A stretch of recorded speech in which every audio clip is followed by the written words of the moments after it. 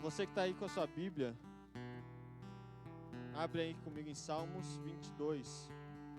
É 22 ou 23, depende qual Bíblia você está usando. Mas é o Salmo do Bom Pastor. Eu descobri de quem é a Bíblia agora.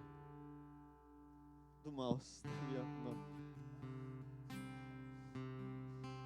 Então vamos lá. Salmo 22 ou 23. Depende da tradução, da versão da Bíblia que você tá aí com ela. Antes da gente começar, eu quero perguntar. Tem alguém vindo pela primeira vez hoje? Levanta a mão. Já que a Maiká esqueceu antes. Levanta a mão bem alto. Vamos aplaudir eles bem forte. Sejam bem-vindos, sintam-se em casa, venham mais vezes. Uma outra coisa que a Ana esqueceu de falar, antes da gente passar para o momento de pregação, quem aqui já escutou ou, se não escutou, gostaria de escutar as músicas da comunidade na palma da sua mão através do seu telefone Spotify? Levanta a mão. E no YouTube, quem gostaria de ver vídeos? Legal. Então assim, nós estamos com um projeto organizando isso para a gente poder gravar clipes, enfim, áudio também. Óbvio, né? E então, para isso, tudo é muito, muito caro, né? Quando a gente fala em questão de música, tudo é muito caro. Desde do cara que vai produzir, mixar, até colocar na plataforma, enfim, tudo é um valor muito alto. Então, para arrecadar esse valor, a gente está fazendo uma promoção. A gente está vendendo pizza, tá? Então, talvez você, ou se ainda não tem, na sua cidade vai ter. Então, alguém que você conhece, enfim, ou você mesmo quiser nos ajudar vendendo ou comprando, depois pode me procurar a Jennifer, procurar qualquer um da comunidade, que eles vão poder direcionar vocês, tá bom? É uma pizza, ela é congelada e você vai poder retirar ela na cidade onde você está. Novo Hamburgo, São Leopoldo, Parobé, Igrejinha, Canela, Sapucaia, tudo que é lugar, você vai poder retirar a sua pizza. Então é realmente muito importante que você possa nos ajudar para que nós possamos dar início a esse projeto, tá bom? Eu fiquei enrolando para ver se me traziam água, mas quem quiser pode trazer. Então vamos lá. Salmo do Bom Pastor, 22 ou 23. Se você não tem a sua Bíblia aí, acompanhe comigo com mais atenção. Vai dizer o seguinte: o Senhor é o meu pastor, nada me faltará. Ele me faz descansar em verdes prados, a águas tranquilas me conduz, restaura minhas forças, guia-me pelo caminho certo, por amor do seu nome. Se eu tiver de andar por vale escuro, não temerei mal algum, pois comigo estás. O teu bastão e o teu cajado me dão segurança. Diante de mim preparas uma mesa aos olhos de meus inimigos. Unge com óleo minha cabeça, meu cálice transborda. Felicidade e graça vão me acompanhar todos os dias da minha vida e vou morar na casa do Senhor por muitíssimos anos. Repita comigo mais uma vez: felicidade. Com mais força: felicidade. Graça. Graça. São as duas palavras que você precisa hoje sair aqui gravadas no seu coração, tá certo? Então, se você tem aí como, deixa marcado. Nós vamos, durante toda essa ministração, refletirmos a respeito desse tema. Antes, de fato, quero dizer que... Muito obrigado. Foi tão espontâneo. Quero dizer que a gente estava com saudade. Eu posso falar por mim, né? O Nicolas, o Bruno, o Fábio. Não esse Bruno, o outro Bruno. Olha lá, o Fábio. Nós estávamos, os meninos estavam 20 dias, 25 dias. E eu fiquei 12 dias em missão, né? Lá em Belém do Pará. A gente não conheceu a Joelma, só uma outra Joelma, mas enfim. Eu estava lá em Belém do Pará. E foi uma experiência incrível, incrível, incrível. Nós vamos depois poder dar mais testemunhos a respeito disso. Durante a minha pregação eu vou falar um pouquinho mais a respeito disso, mas quero dizer que foi uma experiência incrível. Foi um choque de cultura também muito grande, né? Graças a Deus eu já tive a oportunidade de conhecer outras culturas, de conhecer outros povos, e eu confesso a vocês que essa viagem foi a que de fato mais tocou o meu coração, que de fato mais me surpreendeu daquilo que eu encontrei lá. Eu estava indo com uma expectativa X e foi superada, e foi não só superada, como foi de fato totalmente diferente. Eu achei que eu encontraria um tipo de pessoa, encontrei outro. Não estou dizendo que é ruim, né? Mas de fato o Senhor, Ele nos conduziu nesse momento a falar com pessoas totalmente opostas daquilo que nós estávamos acostumados a fazer. Mas foi muito, muito, muito importante, foi um crescimento humano, espiritual, sei lá, de tudo que é jeito, né? Se você depois quiser saber um pouquinho mais, tem no nosso Instagram, no da comunidade, nos nossos pessoais, tem também, tá bom? Aproveita, curte, salva para dar engajamento, essas coisas aí, tá bom? Ajuda a gente lá. Isso. Mas então vamos lá. Eu quero conversar com você, começando com uma pergunta. Você sabe me dizer qual é a pergunta, qual é o questionamento, qual é a dúvida, qual é a maior dúvida do mundo, qual é a pergunta mais feita em todo o mundo? Não existe uma pessoa, uma nação, um povo, um ser que se passou por essa terra e não fez essa pergunta. Alguém arrisca dizer? Não? Então vamos lá. Alguém sussurrou alguma coisa? Não? Então tá bom. Vamos lá. A pergunta que com certeza você já se fez. E se você não se fez essa pergunta ainda, infelizmente, você não está vivendo. Que é: por que eu vim ao mundo? Para que eu vim ao mundo? E como eu faço, e sobretudo, agora é a pergunta, como eu faço para encontrar a felicidade? Como eu faço para ser feliz? O que eu preciso para ser feliz? Alguém aqui não se perguntou isso? Levanta a mão. Quem já se perguntou isso? Levanta a mão. Que bom, gente. Fico feliz que todos vocês estão vivendo bem. Glória a Deus. Essa é a pergunta na humanidade toda. Todo ser humano, de todas as épocas, de todas as culturas, de todas as línguas e nações, já se perguntaram: como eu faço para encontrar a felicidade? E talvez você aqui esteja nesse momento estudando, fazendo faculdade, algum curso superior, ou enfim, na escola, no ensino médio, ensino fundamental, sei lá, enfim. Eu tenho certeza que tudo aquilo que você aprende em qualquer um desses ambientes se torna secundário diante dessa pergunta. Porque você pode saber, sei lá, todas as raízes quadradas de tudo que é número aí. Você pode saber todas as fórmulas matemáticas, você pode saber todas as teorias da filosofia, todos os acontecimentos da história, tudo. Mas eu tenho certeza que isso se torna secundário quando você vai se perguntar: o que eu faço para ser feliz? Como eu faço para ser feliz? Como eu encontro a felicidade? Quais são os passos para encontrar a felicidade? Eu quero começar, então, nos dando um direcionamento, contando uma história. Em um certo lugar, existia um monge muito sábio, numa certa cidade distante. E um certo dia, um viajante, então, ele vai até essa cidade à procura desse sábio, à procura desse monge. Chegando a essa cidade, o viajante, ele começa a bater de casa em casa, de porta em porta, pergunta a todas as pessoas que ele encontra na rua, vai aos palácios, às mansões e pergunta: aonde mora o sábio dessa cidade? Aonde mora esse monge que é tido como sábio daqui?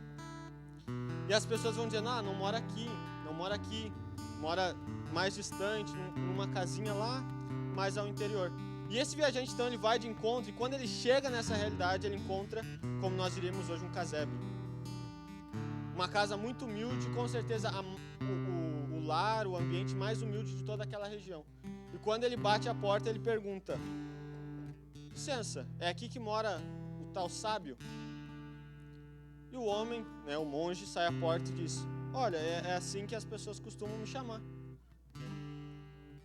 E o viajante, diante daquela situação, começa a perguntar para ele: mas por que tu mora aqui? Nesse casebrezinho, onde está todas as tuas riquezas? Onde está todos os teus palácios, mansões, os teus carros, os teus bens? Porque se tu é sábio, onde está tudo isso que é teu? O sábio, olhando para aquele viajante, pergunta: devolve a pergunta, né? Aonde estão os teus bens? Afinal, se tu está me cobrando, onde estão os teus? O viajante olha para o sábio e diz: mas eu não estou aqui, eu não moro aqui, eu só estou aqui de passagem. Como que eu vou ter todas as minhas coisas aqui se eu não moro aqui? Eu só estou de passagem.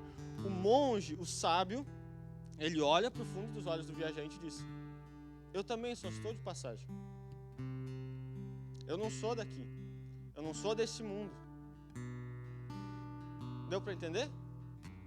Sim? Então tá bom.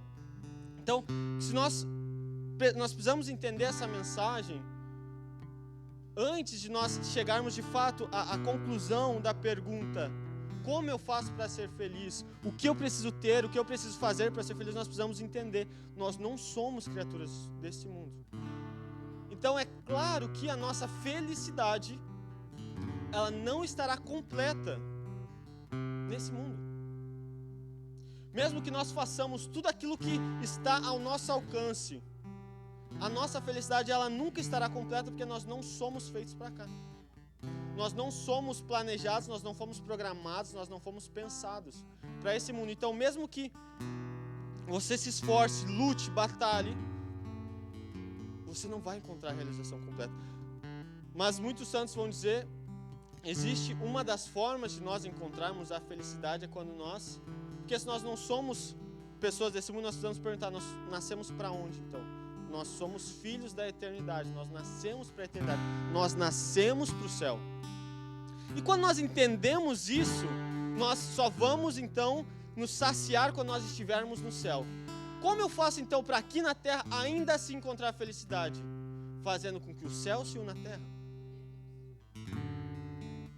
Nós só encontraremos a felicidade quando em apenas um instante o céu se unir à terra. São como que provas, são momentos onde nós podemos degustar da eternidade.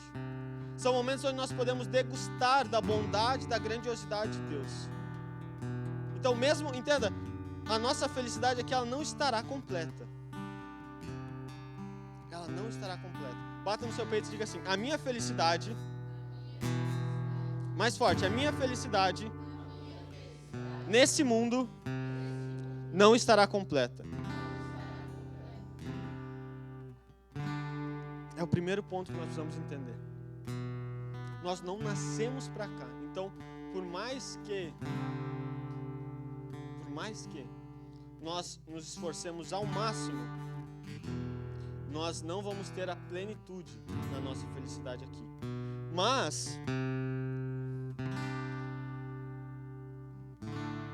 entenda, a plenitude, por exemplo, vou pegar o exemplo desse copo, que ele não estava totalmente cheio. Infelizmente, né? Mas o copo ele não estava totalmente cheio. Mas não significa que não tenha água aqui.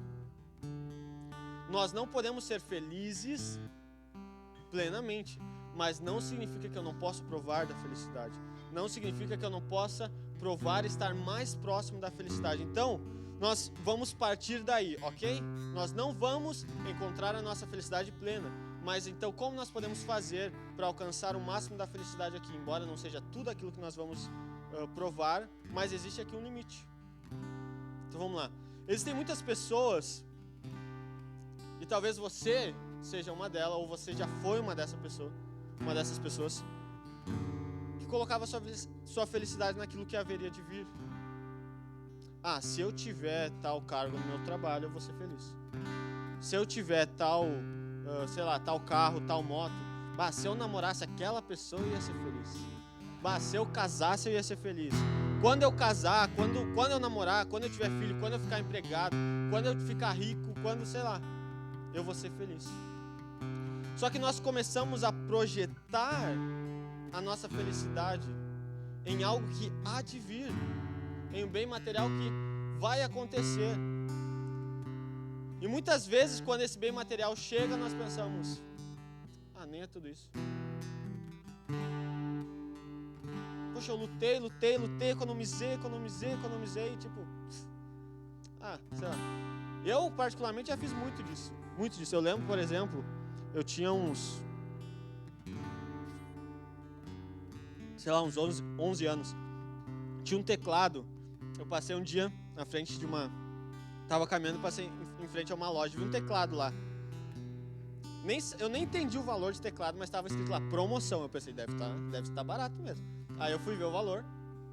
Nem sabia se era caro, se era barato, porque eu não sabia o preço de teclado naquela época, né? E eu cheguei em casa e disse pra minha mãe, eu preciso de um teclado. Não, olha, tá em promoção lá naquela loja, eu preciso daquele teclado. Não, e olha, mãe, tem que ser rápido, porque se eu não comprar, alguém vai comprar, imagina, tá em promoção. E eu pensava, eu comecei a ter dor de estômago, comecei a passar mal, eu disse, mãe, eu preciso daquilo, não, eu preciso daquele teclado, porque se eu tivesse um teclado, nossa, Beethoven, vai assim, ó, no momento que tu passar lá o valor, eu pegar o teclado na mão, olha, eu vou sair tocando tudo. Eu preciso de um teclado, preciso de um teclado, e assim foi o dia inteiro. Eu preciso de teclado, aquele teclado, mãe, eles vão comprar aquele teclado, alguém vai comprar, eu vou perder aquele teclado. E eu passei o dia inteiro assim, o dia inteiro. Na época, eu morava com meus avós, né? E aí a minha avó ainda era viva. Eu acho que na época o teclado era tipo uns R$200. Acho que minha avó, nem sei se ela tinha de fato aquele dinheiro, mas ela deu um jeito de conseguir, porque acho que ela ficou de saco cheio. Tipo, eu quero um teclado. No final das contas, eu ganhei o bendito teclado. Sabe quantas músicas eu toquei? Não chegou a ser um. Não chegou a ser um. Eu liguei, teclado, comecei... nem é tão legal assim, né? Nem é tão legal. Mas é um pequeno exemplo para que todos nós possamos entender, porque eu acredito que não sou o único a passar por isso. Que todos nós um dia já colocamos a nossa esperança em alguma coisa. Talvez não num teclado besta, mas talvez em alguma pessoa, talvez em alguma situação, talvez em alguma oportunidade, talvez em algo de um valor financeiro muito maior. E você lutou, você batalhou, você esperou por aquilo. Mas quando chegou, perdeu a graça. Porque o telefone que você comprou do ano, passou 2 meses, já acabou. Nem tira foto tão bem assim. E os vídeos que eu ia fazer, eu ia virar tipo assim, filmmaker, né? Agora eu comprei telefone, nem... A pessoa não consegue tirar uma foto sem tremer, fica assim, ó. Por quê? Porque nós colocamos a nossa esperança em coisas passageiras. E nós sempre colocamos a nossa esperança em algo que vai acontecer. E quando você chega naquilo, você pensa, mas é só isso? Nossa, eu queria passar naquele vestibular. Passei. Nem é tão legal essa faculdade. O cursinho lá, técnico, acho que ia me dar a oportunidade de emprego melhor. Entenda uma coisa, nós não podemos colocar a nossa felicidade em coisas que passam. A nossa felicidade não pode estar nas coisas que hão de vir, mas ela precisa estar naquele que há de vir. Não nas coisas que irão acontecer, mas naquele que há de voltar.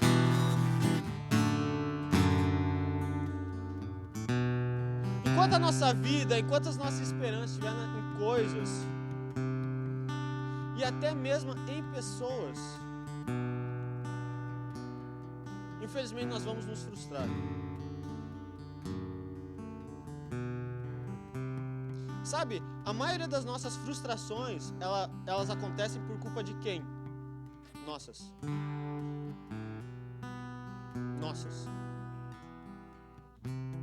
A pessoa que você colocou toda a sua esperança não é responsável pela sua felicidade. Sabe por que você se frustrou? Porque você depositou nela uma esperança que não devia. Você depositou a esperança em um cargo, em uma posição, em um bem, que ele não tem a função de te fazer feliz. Ele não tem. E muitas vezes é o perigo de nós fazermos isso com Deus. Deus, ele não nos decepciona, mas nós colocamos expectativas erradas em Deus. Deus, ele não é um fazedor de pedidos. Não é. Deus, ele não trabalha no Bom Dia e Companhia que todo dia gira lá a roleta para dar um presente para você. Não. Não adianta na oração você gritar PlayStation. Não adianta. Teclado, pode ser.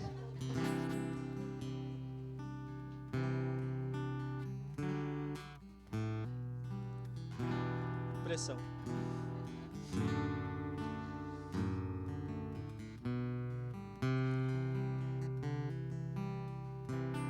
Mas então, se nós não somos desse mundo, e sabe, como eu falava ali, todas as pessoas que passaram por essa terra já se perguntaram como eu faço para encontrar a felicidade. E muitos dos pensadores tentaram responder essa pergunta. Muitos dos filósofos tentaram responder essa pergunta. Você vai estudar a respeito da filosofia, vai ler a respeito dos grandes filósofos. Eles tinham um objetivo. Por que eu existo? E eles começam a inventar todas aquelas teorias que o professor de vocês deixou vocês de saco cheio já. Infelizmente, né? Mas então, aleluia. Agora vai ser transbordante. O Espírito Santo disse, né? Uma porção nova, redobrada.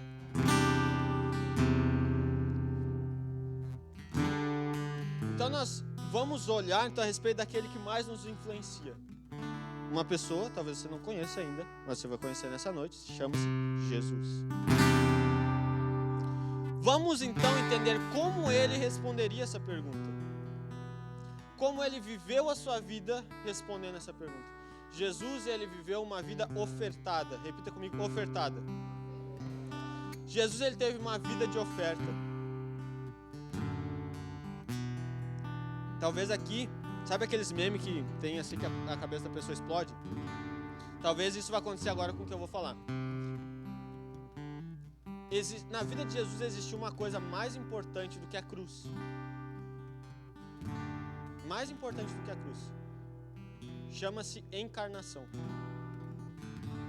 O Deus, dono de tudo, onipotente, onisciente, onipresente, se encarna e se faz Emmanuel.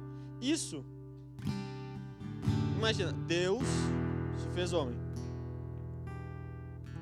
Essa é a diferença.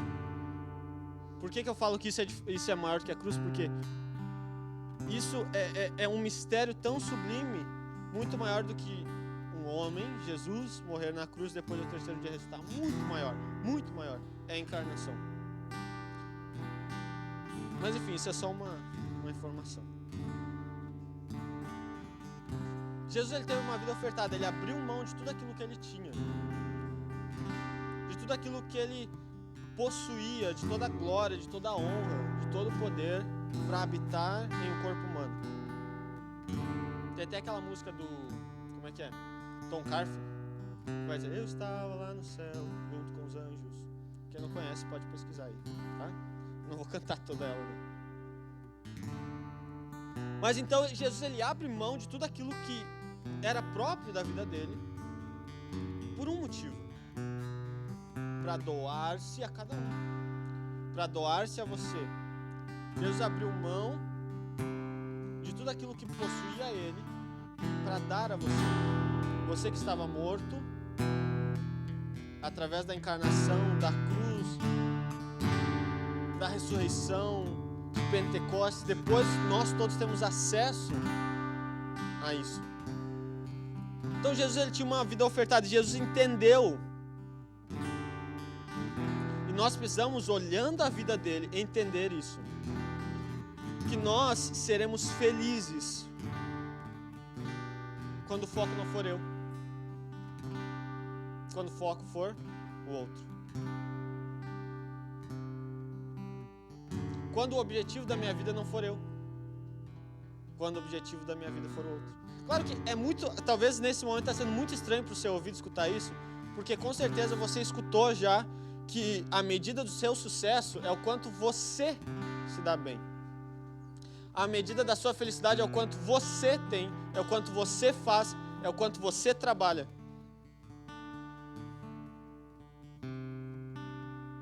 Mas Paulo vai nos dizer, há mais alegria em dar do que receber. E aqui eu tenho certeza que você tem alguém na sua vida. Pode ser seu amigo, seu namorado, seus pais, sei lá quem for. Mas tem alguém a qual você abriria a mão de tudo para dar para essa pessoa. Você pensaria, poxa, se um dia essa pessoa estivesse doente, eu tenho certeza que você diria, eu prefiro eu ficar doente do que essa pessoa. Existe alguém. Aqui pode ser amigo, pode ser namorado, namorada, esposo, sei lá, esposa, irmão, não sei. Mas alguém a qual você pensa que eu sofra tudo, mas que essa pessoa não aconteça nada para ela. Isso é uma vida ofertada. Mas agora nós precisamos potencializar isso. Nós vamos tirar esse foco de uma pessoa e colocar em Jesus. Porque quando nós fazemos isso, nós pensamos, poxa, eu prefiro eu sofrer do que Jesus sofrer. Como que Jesus sofre hoje? Quando o irmão meu se afasta dele. Quando o irmão meu, quando um amigo meu, quando alguém que eu conheço, ou que eu não conheço, se afasta dele. É assim que Jesus sofre. Talvez você não saiba disso, mas você tem poder de ferir a Deus. A sua vida. Às vezes você pode pensar que você não presta para nada. Que você ainda não tem habilidade nenhuma. Mas uma coisa é certo que você faz, e é capaz de fazer.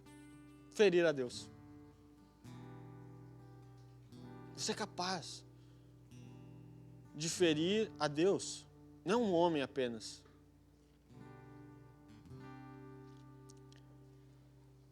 Nós precisamos encontrar um tesouro. Sabe, a parábola, esses dias nós escutávamos essa parábola, que um dia um homem estava a caminhar e no meio de um campo ele encontra um tesouro. Ele esconde de novo esse tesouro e vende tudo aquilo que ele tem e compra aquele campo, porque ele sabia que lá se encontrava um tesouro. Nós precisamos nessa noite, nós precisamos a partir de agora encontrar esse tesouro. Porque quando nós encontramos esse tesouro, nós pensamos, poxa, que se dane o resto. Que se dane a minha vida, que se dane os meus bens. Como diria o grande pensador Luan Santana, que se dane o mundo, que se dane tudo. Eu quero só você.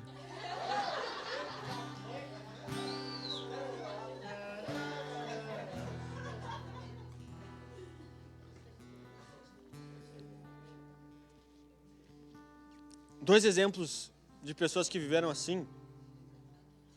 Primeiro, São Francisco. Talvez você já tenha escutado a respeito dele.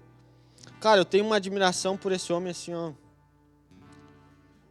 Se eu pudesse hoje, assim, ó, escolher alguém, tipo, você pode, claro, Jesus, né, óbvio, mas depois de Jesus, eu gostaria de conhecer duas pessoas, São Francisco e São Paulo. Queria, poder conversar com eles.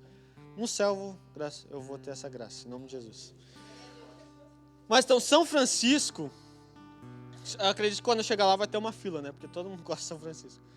São Francisco, talvez você não saiba, mas ele tinha uma grande posse. Ele era um homem de grande poder na cidade onde ele vivia. E ele um dia tem um encontro com Jesus numa igrejinha. Eu tive a graça de poder estar lá numa igrejinha, olha, que é menor do que esse palanque para trás, assim, ó. É menor que isso. Ele lá naquela igrejinha tendo oração, ele disse, diante da cruz, ele escuta Jesus falando com ele, vai reconstruir minha igreja.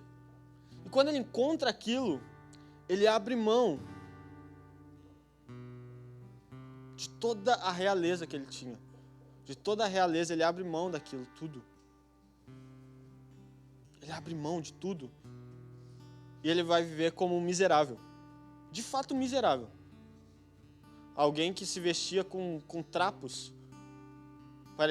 Parecia, dizem que quem via ele parecia que ele estava vestido com um saco de batata. E detalhe, talvez você pensa, poxa, mas eu não quero ser assim. Deixa eu dizer para você, esse homem que se vestia com um saco de batatas foi considerado por inúmeras organizações o homem do milênio. Eu acho que ele tem moral.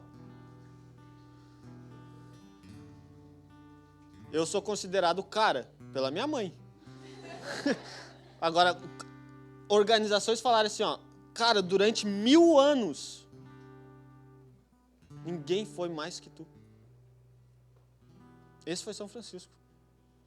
Alguém que encontrou o tesouro perdido. Alguém que encontrou a joia preciosa e foi capaz de abrir mão de tudo isso para viver por esse tesouro. Outro exemplo, São Luís Gonzaga. São Luís Gonzaga, ele era da época, né, um nobre da época, e ele abre mão de toda a realeza que ele tinha também, para ser jesuíta, para servir os pobres. Tanto que, talvez você não saiba, mas São Luís ele morreu na epidemia da peste negra. Muito propício para o tempo que a gente está vivendo, né?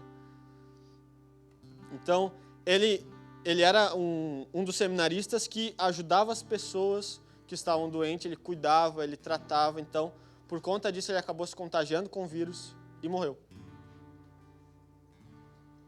São Luís Gonzaga abriu mão da realeza por morrer por alguém que ele nem conhecia. São Luís Gonzaga abriu mão de tudo aquilo que ele podia ter, mas ele diz, de que vale isso se eu não tiver Jesus? Agora, se eu tiver a Jesus, eu não preciso ter isso. Se eu tiver o tudo, eu não preciso de nada.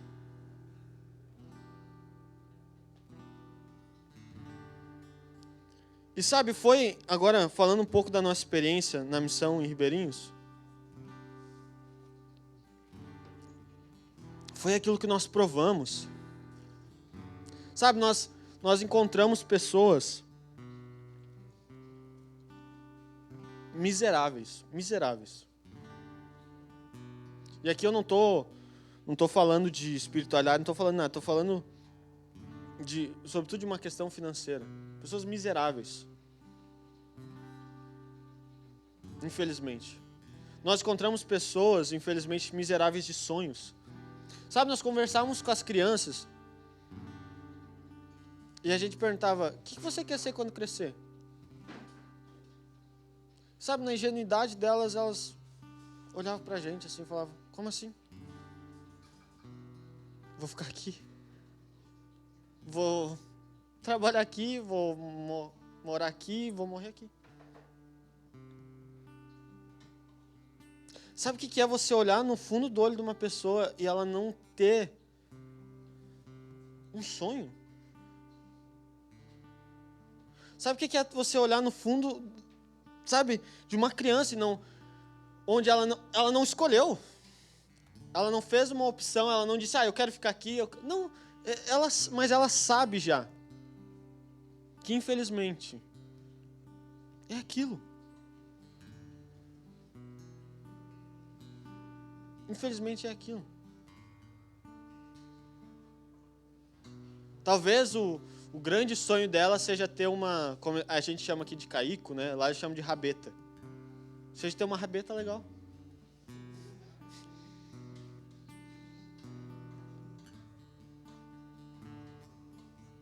Sabe, fora, de verdade, fora uma realidade totalmente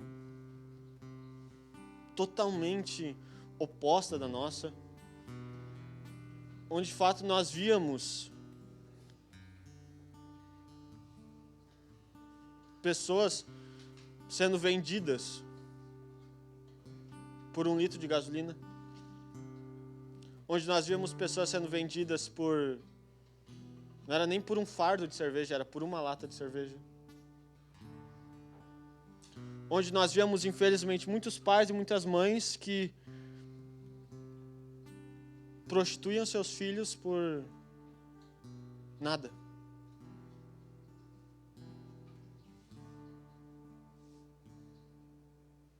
E, sabe,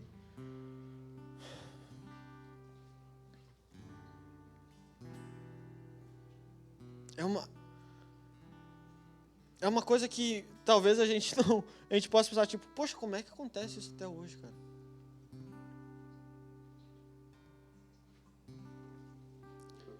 Eu vou falar aqui uma coisa que talvez assuste muitos, mas infelizmente até hoje é uma realidade que algumas famílias vivem. 90 e poucos %.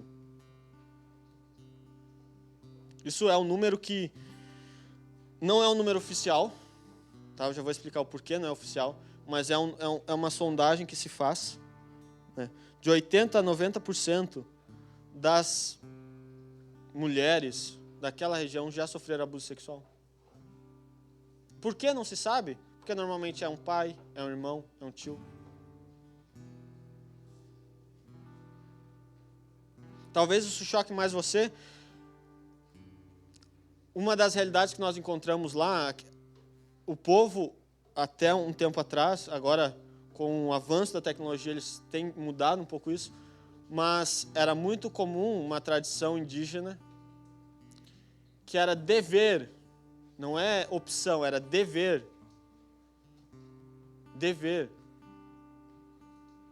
do pai tirar a virgindade da filha.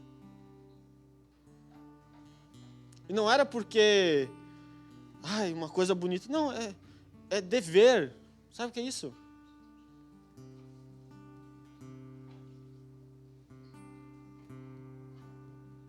Nós encontramos realidades de verdade que chocaram o nosso coração e nos deixaram com mais sede de ir para lá. E aí eu perguntava isso a Jesus, Jesus, de verdade, será que hoje eu posso dizer de coração, eu quero ser missionário? Porque deixa eu dizer para você, querer ser de Deus, querer fazer as coisas na nossa casa, no nosso conforto, do nosso jeito, é muito fácil. Mas é muito fácil mesmo.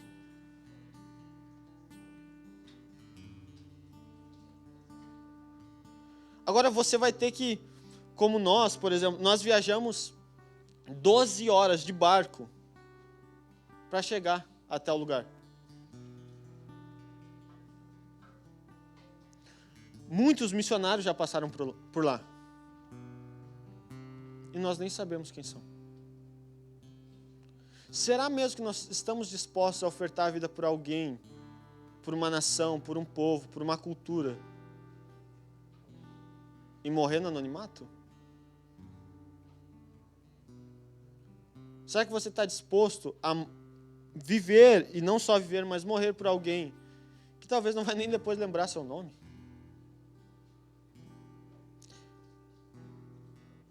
Isso é uma vida ofertada a Deus.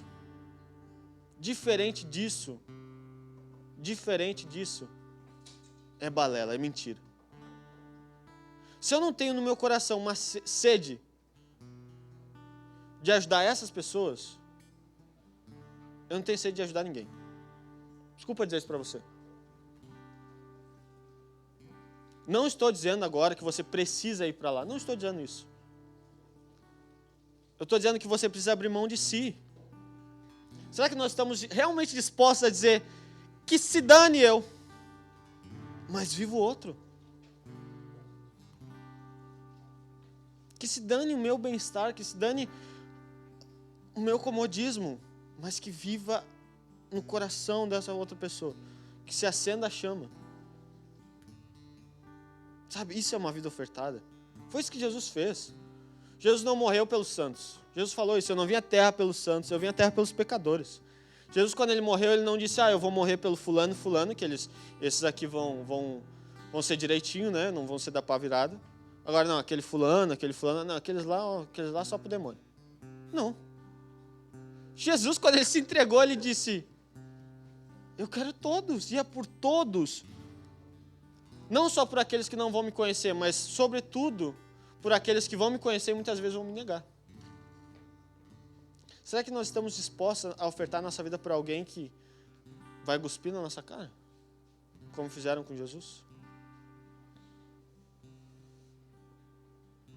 Será que nós estamos dispostos a de fato ter uma vida com Jesus? Porque deixa eu dizer para você, ter uma vida com Jesus não é sinônimo de ter uma vida que vale a pena.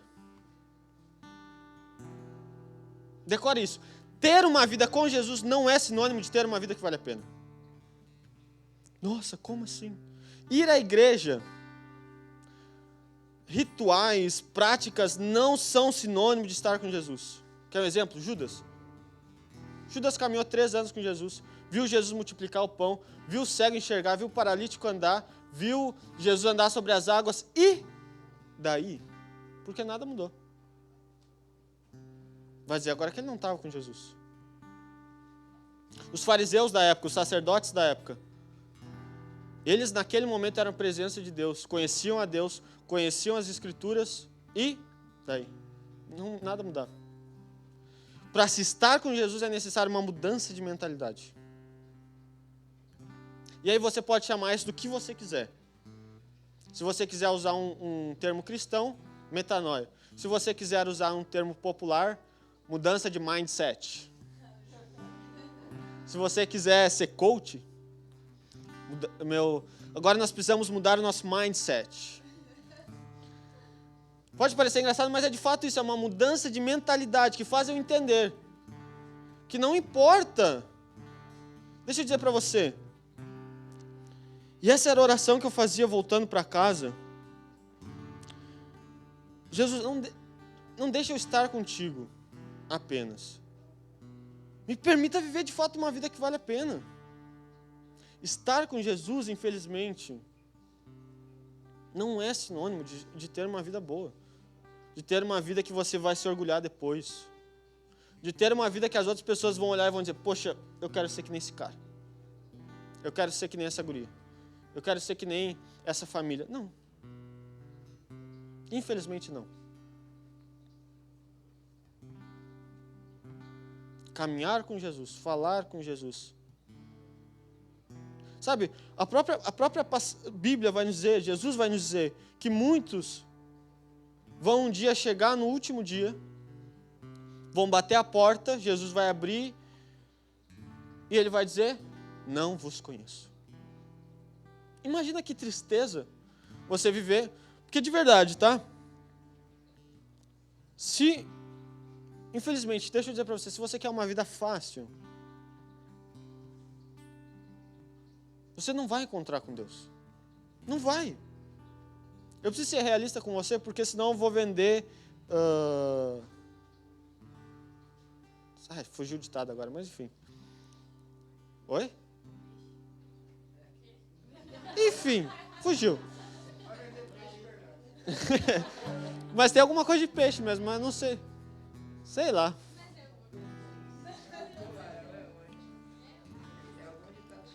Enfim, vocês pegaram, né, o feeling da coisa, entenderam? Mas eu não vou fazer uma propaganda enganosa para vocês aqui. Se você quer uma vida fácil, infelizmente não é aqui. Infelizmente não é fazendo aquilo que eu estou falando. Não é louvando, não é. Se você quer ter uma vida fácil, não vai à igreja. Não vai à igreja. Certo dia, na cidade de Parobé, o padre Marco estava celebrando uma missa de 7º dia. De um jovem que... Era um jovem que participava de grupo de jovens e tal, era um menino muito correto, tirava boas notas, era um menino muito educado. Mas um certo dia os amigos da escola convidaram ele para ir numa festa. Ele foi. E nessa festa ele estava ali com os amigos dele, e de repente um dos amigos dele se envolveu numa briga. E ele começou a ver o alvoroço, enfim, mas ele não entendeu, de repente ele percebeu que os amigos dele saíram correndo. Só que ele não entendeu e ele ficou parado. No momento que ele virou para trás, ele tomou 3 tiros no peito. Ele não estava entendendo, ele não estava na discussão, mas ele acabou falecendo. E na missa de 7º dia desse rapaz, muitos dos colegas estavam ali, né? Muitos daqueles que de fato se diziam e eram de fato amigos dele estavam lá. E o padre ele falou sobre isso, ele explicou, ele disse... E ele fez, depois, no momento da homilia, ele fez um apelo dizendo que você quer ter uma vida que vale a pena, aceite Jesus. Você quer ter uma vida que você vai se orgulhar, aceite Jesus. Você quer ter uma vida diferente, aceite Jesus.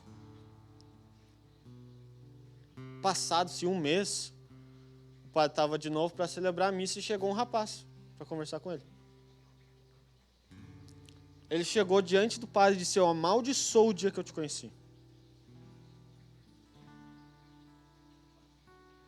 Aí o padre não entendeu. Ele perguntou: não, mas o que aconteceu? Ele repetiu: eu amaldiçoo o dia que eu te conheci. Porque um dia, há um mês atrás, eu estava aqui na missa, 7º dia do meu amigo que faleceu. E naquele dia eu senti um toque de Deus. E eu decidi aceitar Jesus. Desde aquele momento, eu perdi meu emprego, minha namorada, tudo está dando errado na minha vida.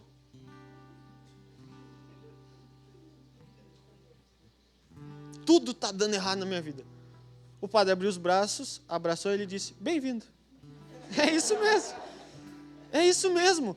Filho, se você quer ter uma vida fácil, não é aqui. Não é aqui. Agora, eu garanto a você, se você quer ter uma vida que vale a pena, se você quer ter uma vida a qual os outros vão olhar e vão dizer: cara, eu quero ter isso. Eu quero ser que nem ele, eu quero viver aquilo que essa pessoa está vendo. Aí você está no lugar certo. Aí você está na noite, no horário, no dia, no ambiente certo. Se você quer ter uma vida... Sabe, eu não sei, talvez você não sonhe com isso, mas é uma realidade que eu sonho. Eu sonho um dia poder, já com os meus cabelos brancos, bem gordo, porque vô tem que ser gordo, se não é gordo, não. Se não tem barriga pro neto deitar, não tá sendo vô errado.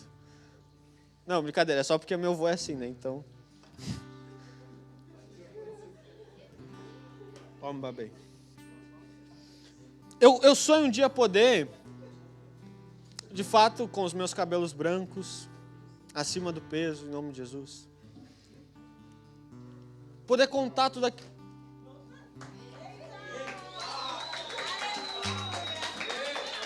Agora tá transbordante.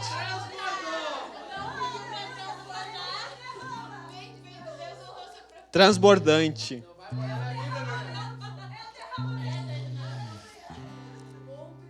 Então vamos lá. Eu sonho com esse dia de poder contar tudo aquilo que eu vivi. De poder contar tudo aquilo que eu experimentei.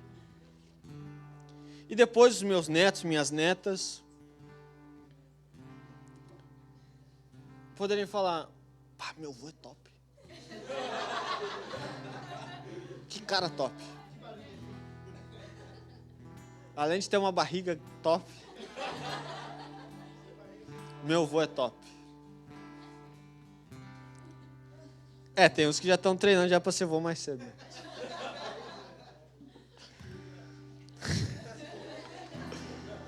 Mas então, entenda, se você quer de fato ter uma vida que você e depois as futuras gerações, seus filhos, seus netos e até aquelas pessoas que vão conhecer o seu testemunho, vão dizer: cara, eu quero ser que nem ele. Se você quer ter uma vida que se orgulha, se você quer ter de fato uma vida que vale a pena, não é só uma vida com Jesus. Não é. Vir à igreja não basta. Vir no Worshippers não basta.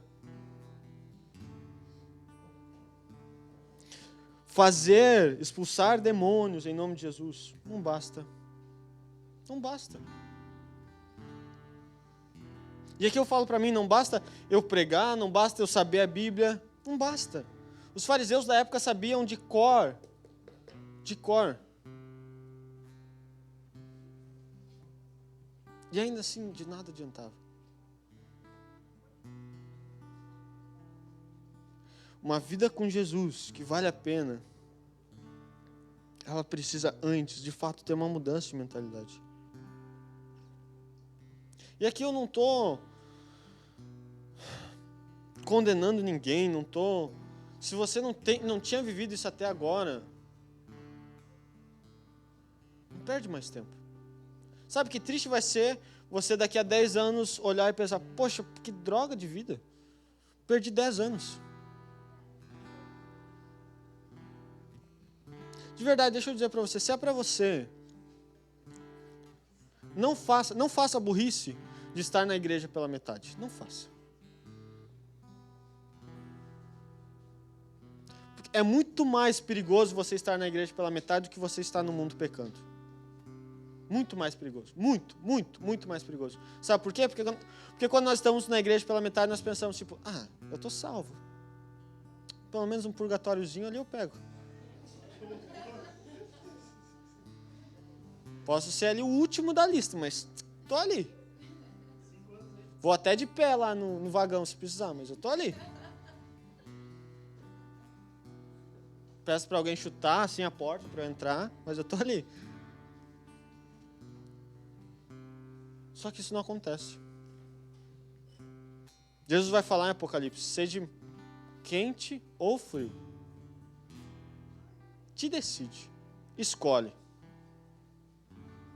Toma uma decisão. Porque você vai pensar, poxa, eu abri mão de tanta coisa. Para nada.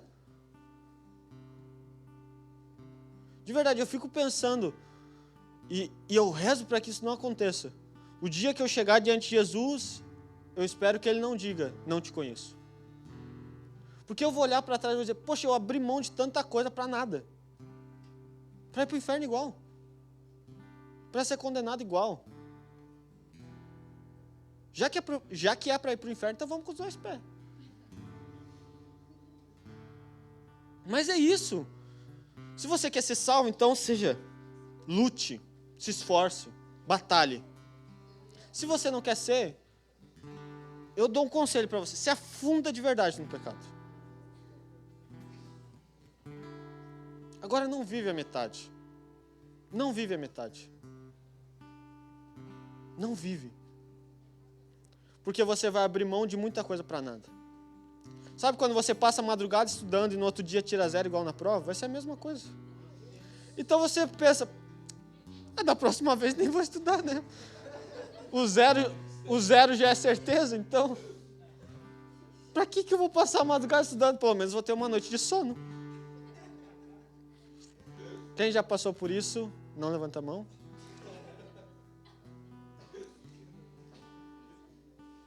Mas é isso, sabe? É de fato viver aquilo que você quer.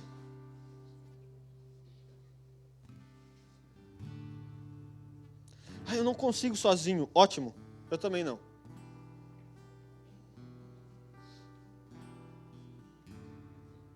E por último eu quero dizer, já falando sobre isso que eu falei agora, ninguém consegue ser feliz sozinho. Ninguém. Muitas vezes a gente fala assim, eu vou viver minha vida e os outros que se dane. A opinião dos outros não estão nem aí. Mentira. Mentira. Quem fala isso normalmente, a opinião dos outros é a que mais importa.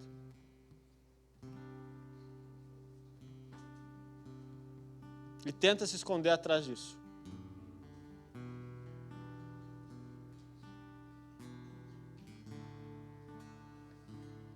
E eu não estou dizendo para você que você não deve se importar com a opinião dos outros.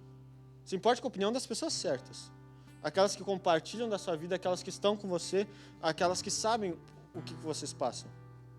Agora, quem nunca viu você e está criticando, que se dane o mundo. Que se dane tudo. Eu quero só você.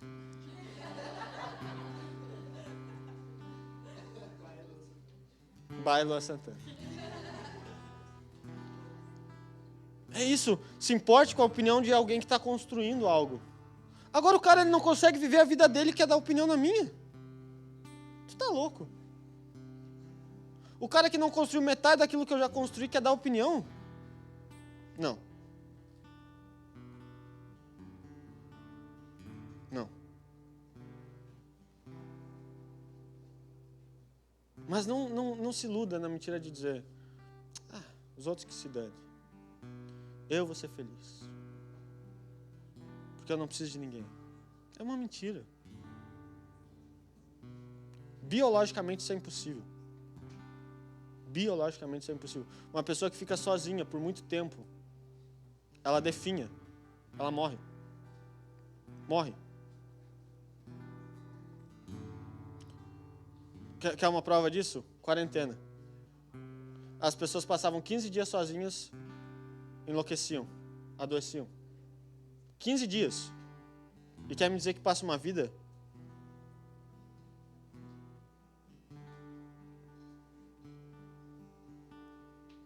Feche seus olhos nesse momento.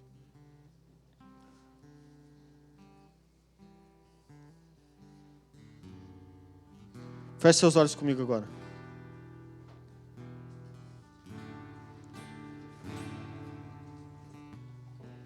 Pode ficar sentado, tá? Só se levanta o pessoal da música. Feche seus olhos. Eu quero que você comece a enxergar a sua vida diante dos seus olhos. Eu quero que você comece nesse momento a questionar-se se de fato aquilo que você tem vivido, aquilo que você está vivendo, aquilo que você escolheu viver, se de fato tem sido uma vida que você se orgulha. Comece a questionar você mesmo dizendo, será que hoje a vida que eu tenho, será que hoje a vida que eu possuo é a vida onde depois eu quero contar para alguém que eu fiz tudo isso, que eu tenho feito tudo isso, que eu tenho vivido tudo isso?